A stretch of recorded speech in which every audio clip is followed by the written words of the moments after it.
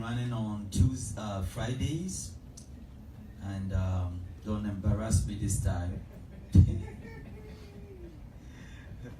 What is the name of the series on Fridays? Weapons of our warfare. 5 points. God bless you. Hallelujah. Take up your Bible. Let's go into the Word of God quickly.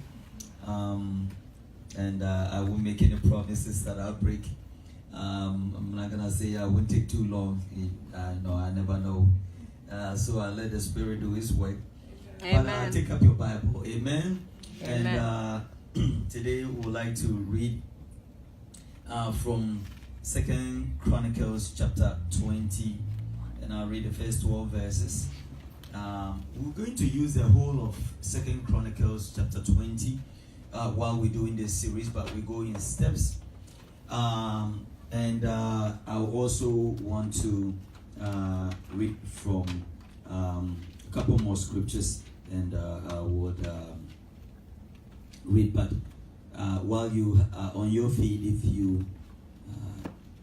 you have it, we can all read it together. 2 Chronicles chapter 20, verse 1 to 12. If you find it, I know it's hard to find. If you haven't found it, you can say wait, and I'll wait for you. And if you find it, say amen. If you find it, say amen.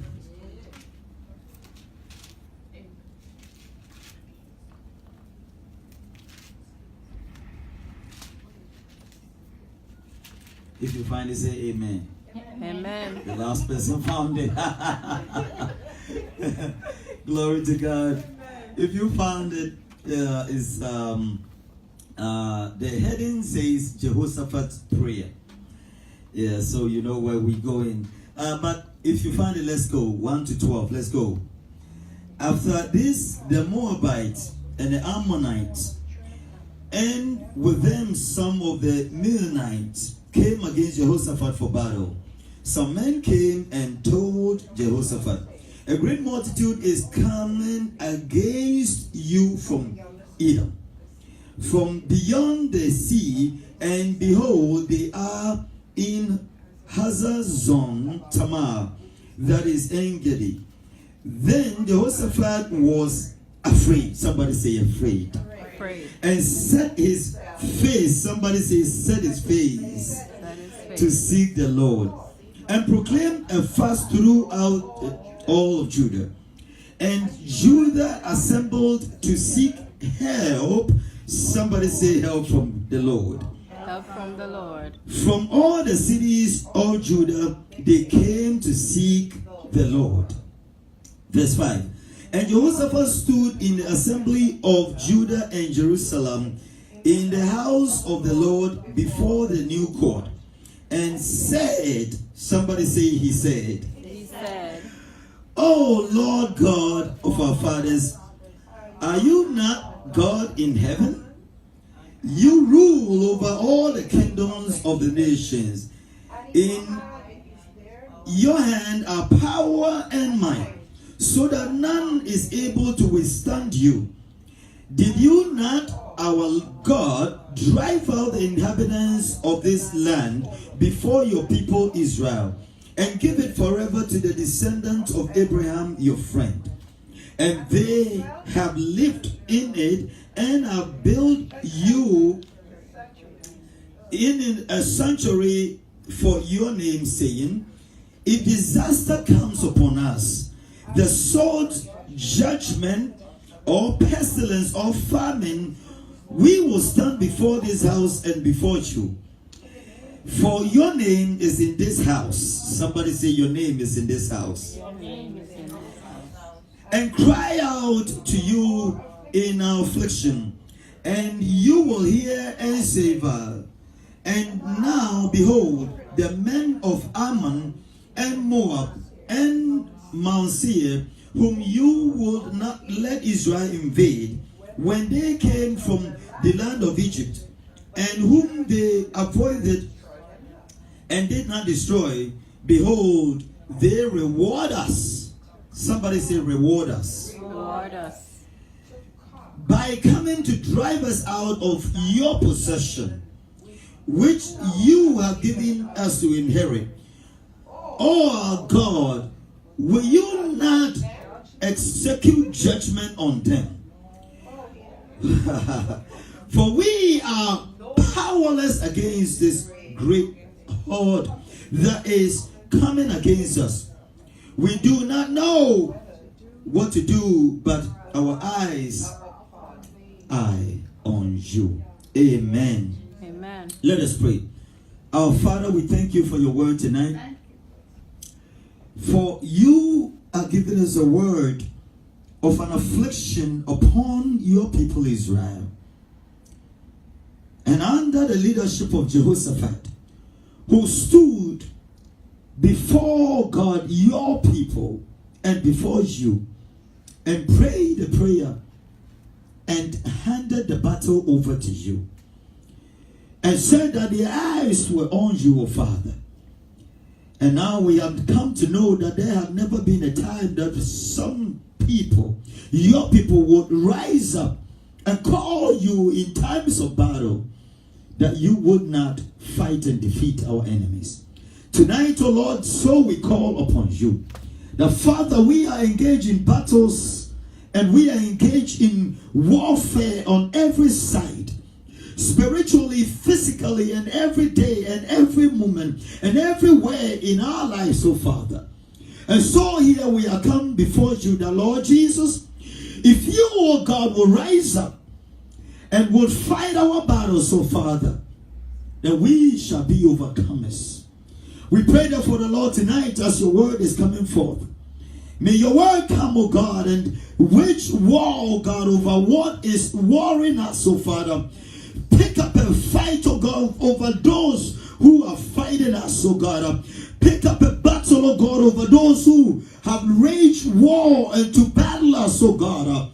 For those we know and those we don't know, for those we see and those we don't see, oh Lord. But Lord, you know all things, and know you know even the battles that we cannot see with our eyes. For your word says that we do not wrestle against flesh and blood, but against principalities and powers and rulers and witches and wizards and spiritual hosts of wickedness in higher places. And Father, tonight, for we don't have, oh God, the weapons to fight these, but Lord, in you, oh God, our weapons and warfare, oh God, are mighty. Lord, Father, to pull down and destroy and dismantle. And all this is in you, oh Father. And so we call upon you, that as your word comes tonight, you will put the fire and the strength. You will put the weapons, oh God, in our hands, that we can stand and wage war and fight and overcome. We thank you. We bless you for your presence tonight, oh Father.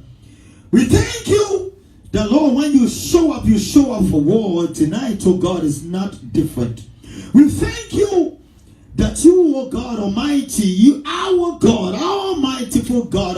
Tonight, if we call you, we don't call. We're not calling on the Lord, oh God, of all times, but we're calling on the Lord of war. For we stand in a battle and stand in a need to fight. Father, tonight, may your word come and power, encourage us. May your word come with battle ready to fight and overcome, that we may win and lift up our holy hands and say, praise be to our Lord God Almighty, who fight and win our battles. We thank you and we bless you tonight. In Jesus' name we pray. Amen and amen. And the church say, amen. Hallelujah. Come on, see me. The church say, amen. Glory to God. Hallelujah. Take your seat.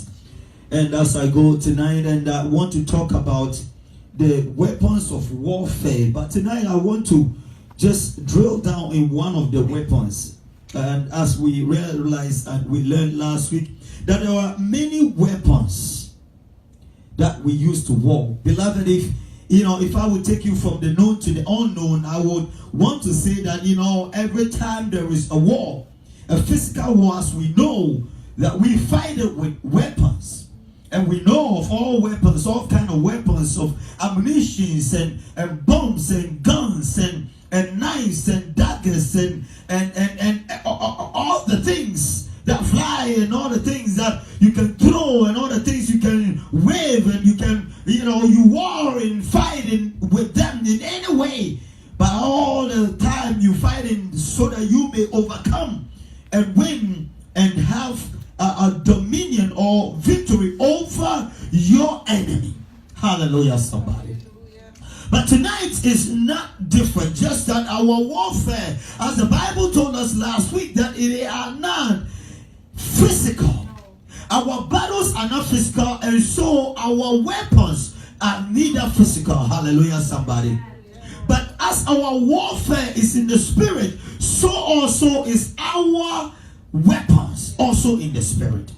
So we realized last week that Ephesians 6 was telling that our warfare is spiritual, with a spiritual host, spiritual people. And so also that the Corinthians told us that our weapons are not carnal, but they are in God. They are mighty to pull down every stronghold, to destroy it, and all the stuff that we talked about last week.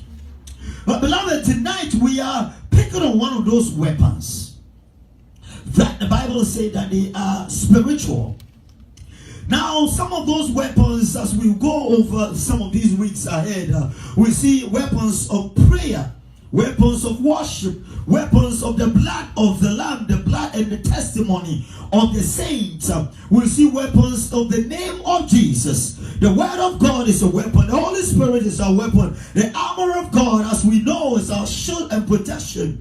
It's all part of the weapons that we take to battle and take to war, and many more that we will come to realize. But tonight, I just want to make it pretty brief to talk about one of those weapons. But if I would even say that any of our weapons are mightier, I will tell you that this weapon we're going to talk about tonight is mightier. Hallelujah, somebody. It's mightier, and I will choose to talk about this weapon first. And the reason why I want to talk about this weapon, this is a weapon of prayer. Hallelujah, somebody. Weapons of prayer. And so the reason why this weapon is so powerful is that you may not need all the weapons at the same time to war, but you definitely need prayer pretty much to go with every other weapons, which is the weapons of our warfare. Hallelujah. All right, now. I see strange looks and I'm going to explain, so don't worry, you're going to get it. Okay. Now, if you will take the word of God is powerful. It's a weapon. The Bible calls it in Hebrews, it said that it's a double-sharpened sword that can cut. Hallelujah. It can do a lot of damage, and we see that when Jesus was tempted, they threw the word of God back and forth. So it is a weapon. But beloved, if you get the word of God to come out from the Bible to apply and work, you need prayer to be able to get it to work the way it's supposed to work. Hallelujah, somebody. The name of Jesus is a weapon, but somebody ought to say it and say it right to get it to work right. Hallelujah, somebody. You can write it on the wall all you want. Write it and put it big bold on any wall. Put it on the biggest banner, on the biggest board. Sit it on the roadside, and it can stay all you want, and the devil doesn't care about the name of Jesus on a bulletin board in your room.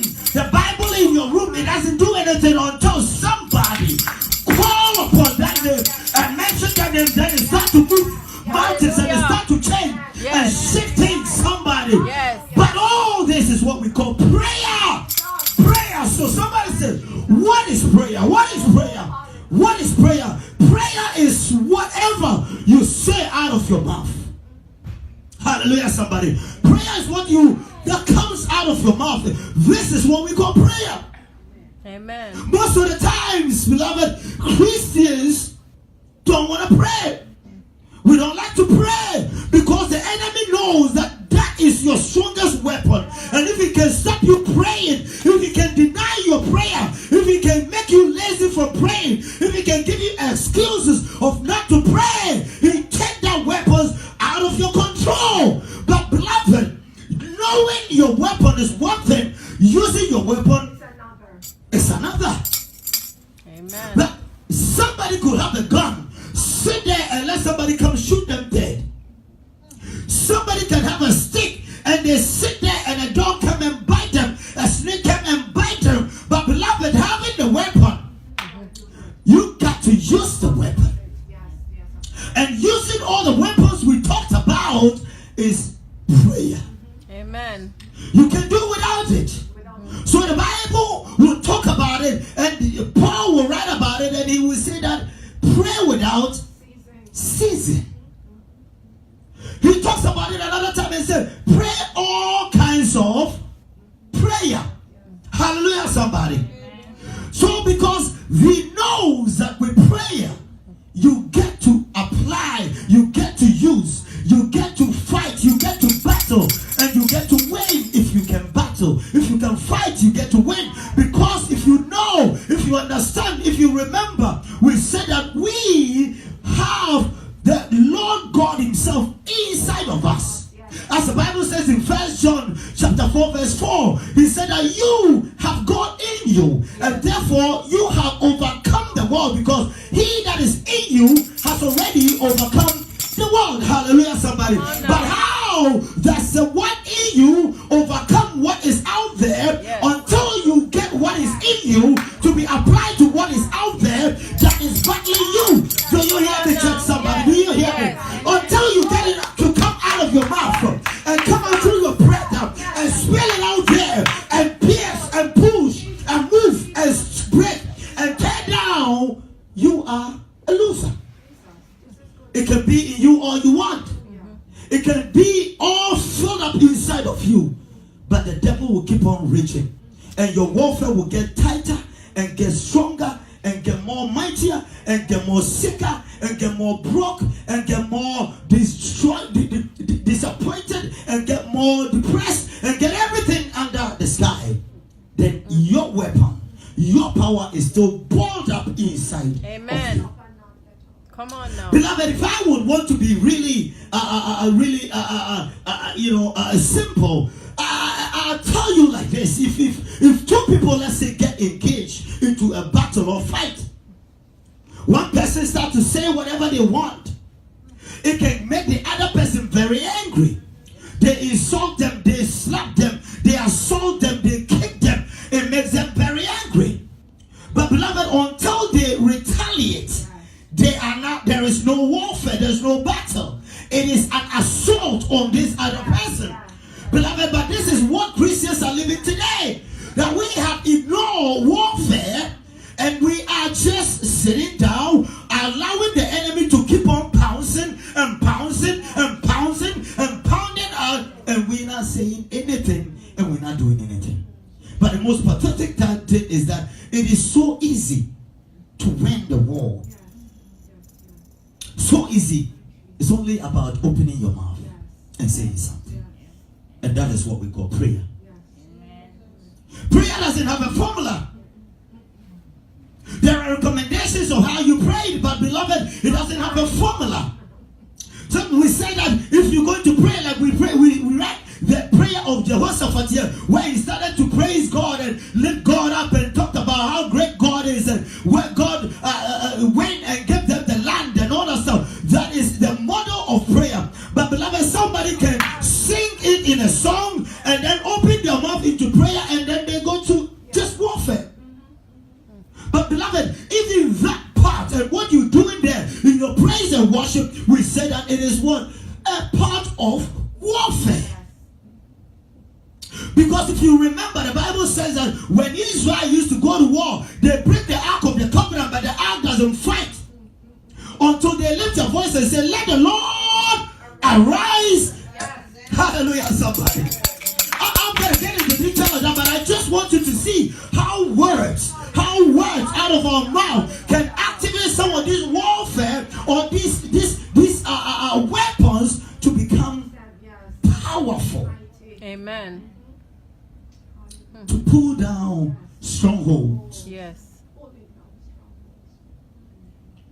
The Bible says something as Psalm 8 verse 2 says. Psalm 8 verse 2, the Bible says that out of the mouth of babes and suckling have I ordained strength mouth of thy enemies, that thou might steal the enemy and the avenger.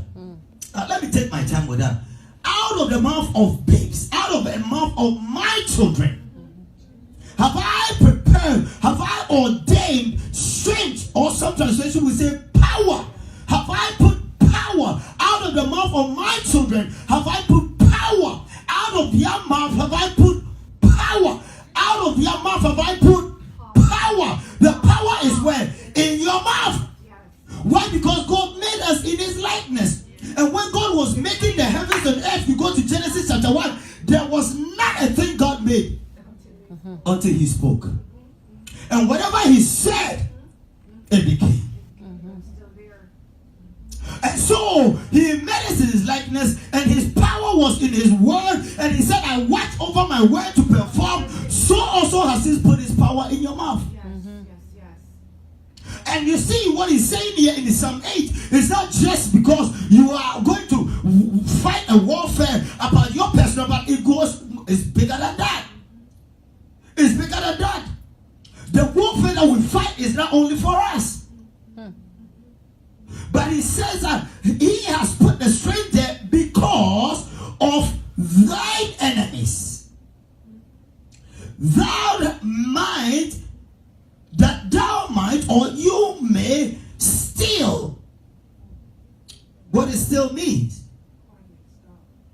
To quiet, to stop, to hold. He has put his power in your mouth so that you can quench the darts, the fiery dart of the enemy. You can stop everything that is raging. You can quench, you can destroy, you can halt, you can stop it. Whatever that is rolling on. And it's not only for us, but God's enemy and his avengers, those who are rising against God. If you read where we read in Corinthians again, where he said, Paul said that, the weapons of your warfare, warfare is not carnal. When you go on, he said that everything that rises against the mind of God. God needs us to engage warfare. Because our engaging in warfare win victory for us, win victory also for the kingdom of God. God have enemies, but here on earth, last week as we taught, as we said, God needs people to stand and battle and fight and win victory over darkness and over Satan and over the kingdom of darkness. So that the kingdom of God shall keep on moving, shall keep on moving, shall take over the whole world. But beloved, if you compare these days, our Christianity, to those days, Christianity, if it is today, the gospel wouldn't have made it out the door. Because the church is inside a house. And everybody out there don't know what is going on. One time I was just driving, and this guy I met in Norwalk, and I'm talking to, and he said, what song do you like? And I said, gospel. And he said, he told me first, he's a rapper. And he have a CD, and so it's lit and whatever. I said, I don't know about all of that, but okay, I don't care whatever you have. But he said, okay, but you seem like you're not interested in what song do you like? Reggae? I said, I love reggae, but I like reggae, but I love gospel. Gospel is mine. And he asked me, what is gospel? That guy doesn't have a clue. So I put my gospel. Franklin got one of these tracks, and then I played, and he was shocked. He had no idea what is gospel. No idea what we call gospel. Gospel music. Beloved, we are shutting the kingdom of heaven because we wouldn't battle.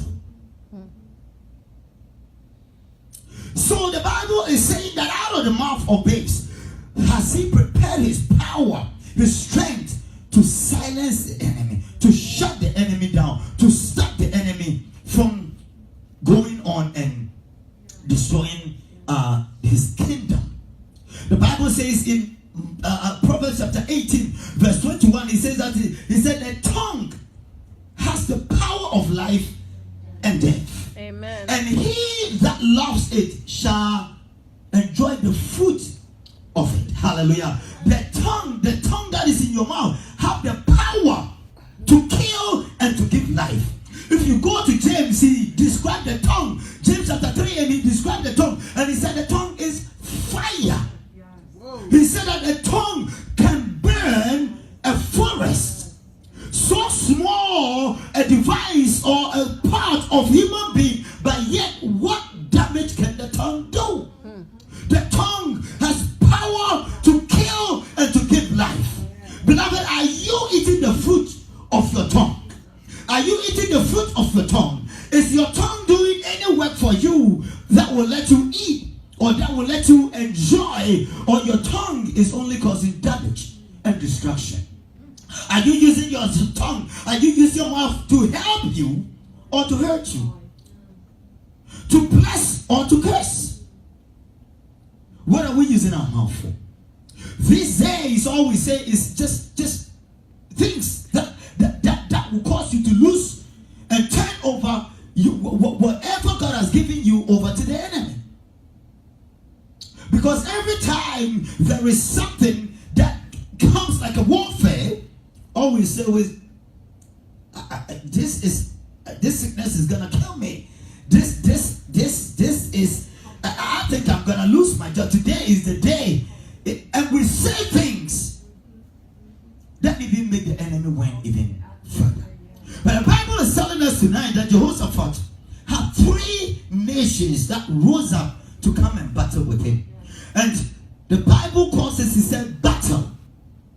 And when they came up against him. And when they came, there were 3 nations that some of them came even across the sea.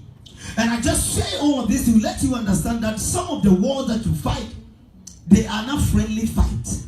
They are not people from your family, people that know you, people that want something for you, but just the devil, just because you are a Christian, they hate you for nothing.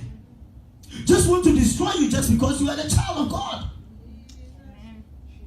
I said something one day. I was having a conversation with a brother who said that why did Christians say that the devil is messing our finances, messing us with our finances?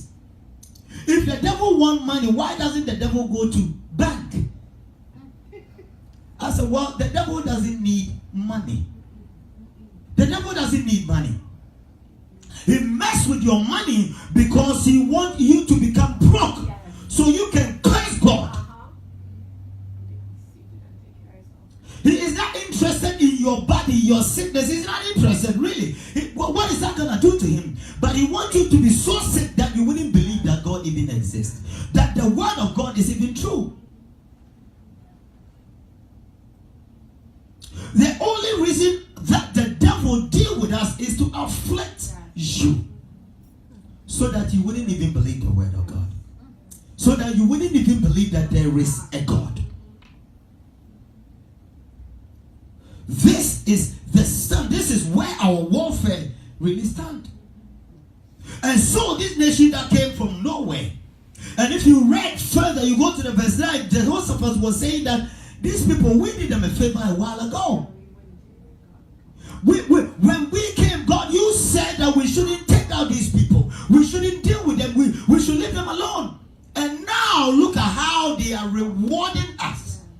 Beloved, I want you to understand that even though some of your warfare come from across the sea, people you don't know, spirits you don't know, the spirit that you have nothing to do with, but yet some also is your own people. People that you have helped, people that you have done favor, people that you are actually helping, will still rise up to destroy you.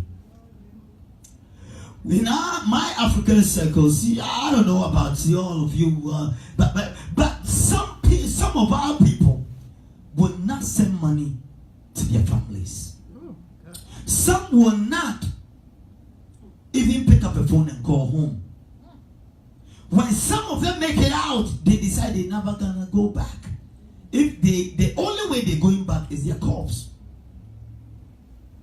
Why? Because they know where they came from is fire. The things that are happening there is unbelievable. And there are times that people will send money and they will take your own money and take it to voodoo and voodoo you. That while we're sitting here, people are always working underneath, doing things, taking your name to places, trying to see if your mind, they will capture your mind and heart so that you would only love them and help them and bring them money and nobody else but them. I say this because I have seen it as has happened to me, myself. Friend of mine will take my name somewhere so that I will put all my property in his hands and I would help him more than anybody else. It happened to me. And so it's happening, and it can happen to everybody. There's somebody that you really love, somebody you call a sister, brother, mother, father, whoever it is. It could be your very enemy who is destroying you. These are the people that we're dealing with here. And as much as we think that we will live in at peace with them, as much as we think that they are our neighbors just across the aisle, that we have no trouble with, we have not insulted them, we have not said anything against them, yet they had an issue with Israel. Beloved, I want you to understand that it's not all the people that you take them in war or you do something against them that will rise against you. But those that you have nothing against may rise up against you. Those that you have not bothered, yet they are bothering you. So, beloved, do not sit somewhere and think that you are out of this. You are free because I have no, how do we call it? I have no beef with anybody. They have beef with you, whether you have beef with them or not. Hallelujah, somebody. They have issues with you, whether you have issues with them or not. The Bible said that when God met the devil, he said, where have you been? He said, I've been to and fro. He said that he cannot rest until he has what? Fallen somebody or caused somebody's downfall. That's what the enemy does. That's what the enemy does. That is his work. So Jesus will say in John chapter 10 verse 10 that he or the thief cometh not but to steal, to kill. This is his whole agenda. And as he is a spirit and cannot always come through to you, he will manipulate and use other people. And so he doesn't care if it's your family. He doesn't care if it is your doctor. He doesn't care if it is somebody you trust or don't trust. He doesn't care who it is. Whoever he will have the leeway, he will enter and use them to do his work. Amen. So this, beloved, is our warfare. Last week we talked about the fact that Israel's warfare was in the physical, but our warfare is in the spiritual. But beloved, before I will actually even establish that point, I have Jehoshaphat's prayer tonight. That Jehoshaphat here have a physical enemy. 3 nations that are risen up with knives and horses and javelin and everything coming to kill them, to drive them out of the land that God has given them. But beloved, Jehoshaphat did not pull a javelin to fight them. Jehoshaphat did not pull a knife to go and fight them. Jehoshaphat didn't pull a gun to go and fight them. He didn't pull a cannon to go and fight them, but he set his face to the Lord of Israel. He set his face to God and he declared a fast. He gathered his people around him and said that we are going to pray. And they fasted and he called upon the Lord God Almighty and said that, oh Lord, this is your battle. He invited God into this war, which is a physical spiritual powers to battle this war. Beloved, this is where I'm going to start. If you've been missing it all night, you're missing it again. That this warfare we fight, whether it's spiritual battle or a physical battle, you can still employ the warfare of prayer because the power is in your mouth. And if you can rise up, you would lead the fruit of your tongue. Do you hear me, church? Do you hear me, church? Do you hear me, church? I don't care what kind of battle you are engaging. I don't care what kind of warfare you fight. I don't care where in your life is the warfare. I don't care if it's your home or your body or sitting on your finance or whatever it is or whoever it is or where they're coming from, whether they're close or further away. Beloved, prayer is the way. Prayer works the magic. Prayer do the battle. Prayer can cause you to win. Beloved, do you hear me? I can preach all night, but I will refuse to do that. And I just want you to understand that if you know this, therefore, beloved, then get up and pray. With every situation, every condition. There are times that I pray for somebody sick, and I say, God, heal them. Put your hand and heal them. The balm of Gilead, heal them and all that. But before I'm finished, I said that any spirit that is behind this sickness, I bind you in the name of Jesus. Beloved, whether I know there is a spirit or not, beloved, there is a spirit. There is a spirit. Because God said in Deuteronomy chapter 7, he said, I would not put. First he said, I will remove the diseases on you from you. And then next he said that I would not put the diseases of Egyptians on you.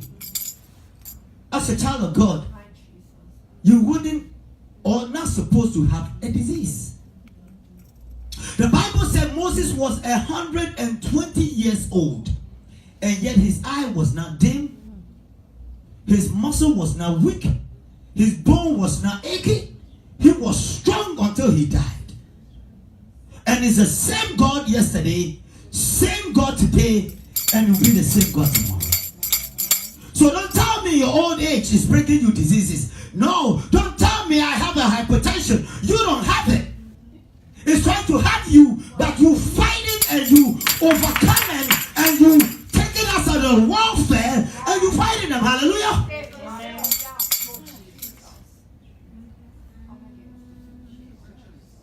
And if you can stand and pray, you can stand and change. The mouth or your tongue has two powers. Amen. Of death and life. Yes. And so many times when I lift prayer topics, I say let's pray and we destroy and we damage it. So when we finish, I said, then let's fix it. If you go to Jeremiah chapter 1, the Bible says that when God touched Jeremiah's lips, this is what he said. He said, today I have made you a prophet. I have put you over nations and kingdoms. And you shall prophesy to do what? You shall break it. You shall destroy it. You shall dismantle. You shall damage. And when you finish, you shall build. You shall fix. And you shall make it good. By your mouth, you're going to damage. And the same mouth you used to fix. But beloved, these days Christians who lazily don't want to engage in any warfare, we only call on God to bless me, bless me, bless me. But even if God released the blessing, the devil which is dealing with you will hold your angel, will hold and put a ceiling so you cannot get that blessing like he did to Daniel. But until you cut and loose and break and take and then let the air, let the airwaves, let the heavens, let your heavens be clear that when you call on the blessings, yes, it come down. If your mouth can call on God to bless you, yes, then your same mouth, the Bible is saying that use it to war, yes, so that you can totally damage. Amen. Prayer is our first weapon. It is mega, it is mighty, it is powerful. So Thessalonians says, Paul says in Thessalonians 5:16 that pray without ceasing. And while you're praying, you keep on firing. You keep on firing. You keep on breaking. You keep on damaging. You keep on dismantling. You keep on stopping. You keep on halting. You keep on invading. You keep on damaging. Jesus. You keep on destroying. You keep on confusing. You keep on destroying. Hallelujah, somebody. Amen. And you're destroying weapons which are across town, across the ocean, in the ocean, where somebody is planning somewhere, what they have not even planned yet. You set up a prayer like a time bomb and sit and wait. That when they start to plan, it goes off against them. Amen. The Bible said that when Jericho fell and Israel went into the city and killed all the people, Joshua stood over Jericho and cursed Jericho. Joshua chapter 6. About 500 years later, when Joshua cursed Jericho, he said that whoever will ever rise up to rebuild Jericho, they started with their older son. And when they finished rebuilding the city and they lay its gate, they lay its gate with their younger son. And about 500 years later, somebody rose up in Chronicles and rebuilt Jericho. And when they started, the Bible mentioned the name of the son who died. And when they finished, their younger son also died. Your prayer can go into the future and sit there waiting for something. So if your life is good now, if you are safe now, if everything is working for you now, don't sit there. Pray into the future.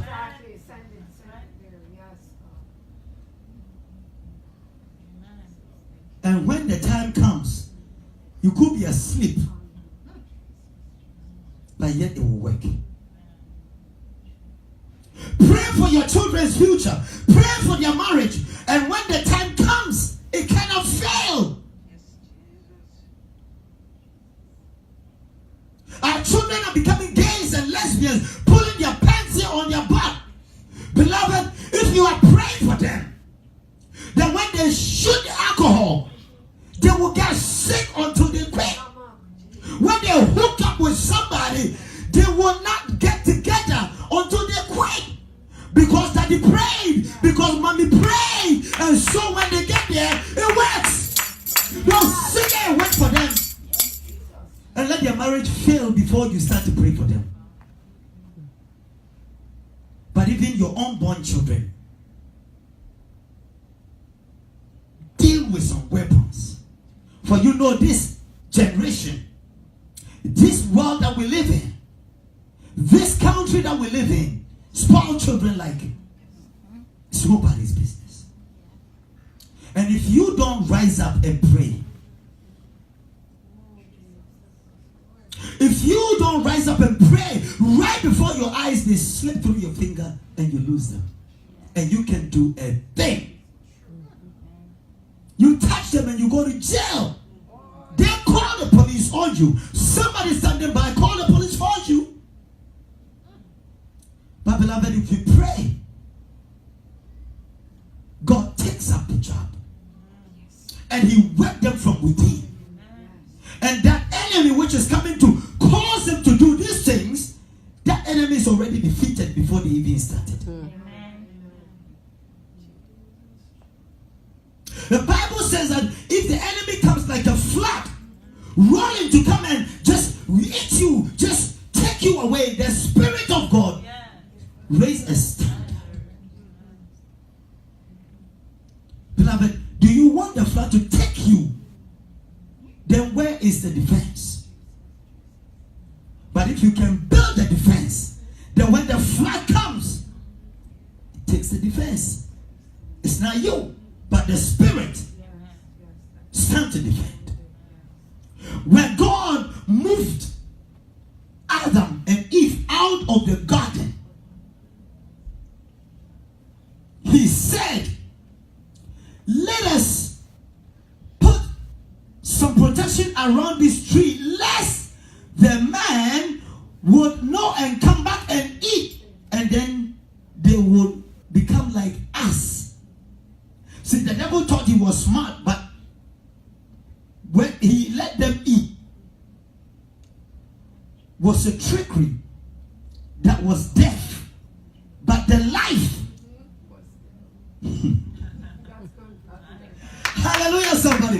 That's a whole sermon by itself. But what I want you to understand, that God sent the man and the woman out of the garden, and before they will come back to eat and then become like God and have life, God put the flaming sword on the east, the west, the north, and the south. In anticipation, so that they won't come back. Let us. Beloved, this is what your prayer should do. So whether you're standing in a battle today, or you standing in favor today, you must know that battle awaits. In the moment of your peace is when your battle starts. Amen. In the time that you really unexpect is when the enemy takes you by surprise. When you are really weak is when he will take advantage of you. So whether you are engaged in a battle or not, you ought to pray. You ought to defend. You ought to prepare. You ought to lay barricades. You ought to put some flaming sword. You ought to do some stuff. You ought to do some damage before the damage is even here. Before the battle even rises, you ought to put some barricades. You ought to pray. You ought to pray. For this is your mightiest weapon. Hallelujah, somebody. Hallelujah. For our time's sake, let's rise and pray. We're going to be in this for a couple more. So let me end it here.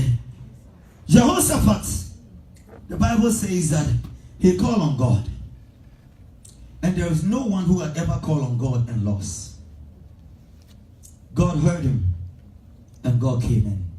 God. And we're going to find out. But what is important is that Jehoshaphat prayed, handed the battle over to God. And where we ended, on the verse 12, he said, oh, our God, will you not execute judgment on them? For we are powerless against the great horde that is coming against us. We do not know what to do, but our eyes are on you.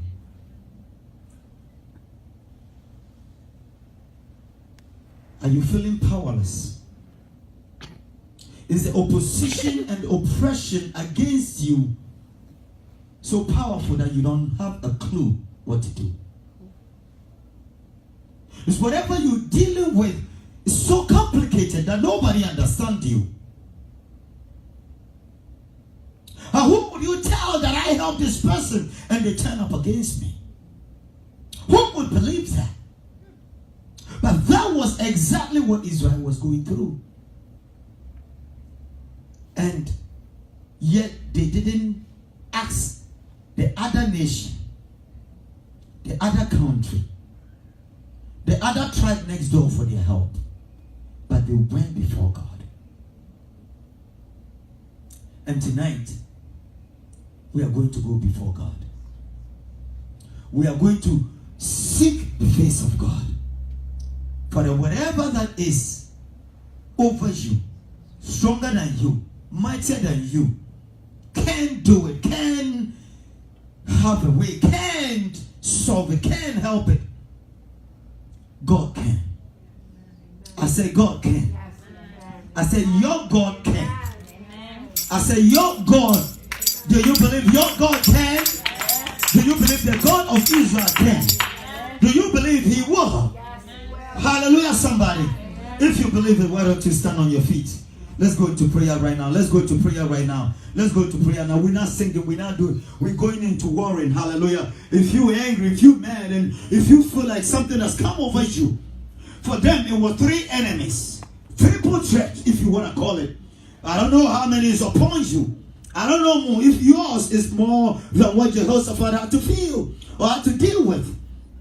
As a leader, he organized the people, and he just went on to God, and he said, I'm going to fight these enemies in a different arena, in a different area. They come upon me here, but I take it up to the heaven, and let my help come from above. My help come from above. My help come from above. Beloved, tonight I want you to lift up your voice. I want you to lift up your voice and call on the Lord, and call on the Lord. I don't want you to shoot anything. I don't want you to shoot anything. I don't want you to bind any devil, but I just want you to call on God and say, tonight, Lord, I call upon you. The battle that I face, the things that I'm dealing with, the issues that I'm going through right now in my life, and what I'm going to go through this year 2018 and go through in the future, I'm calling upon you. For you know the weapons, you know how to win, you know, I don't know, but Jehoshaphat didn't know, but Lord, you do. And so tonight I call. Tonight, somebody lift up your voice, I can't hear you. Call on the Lord.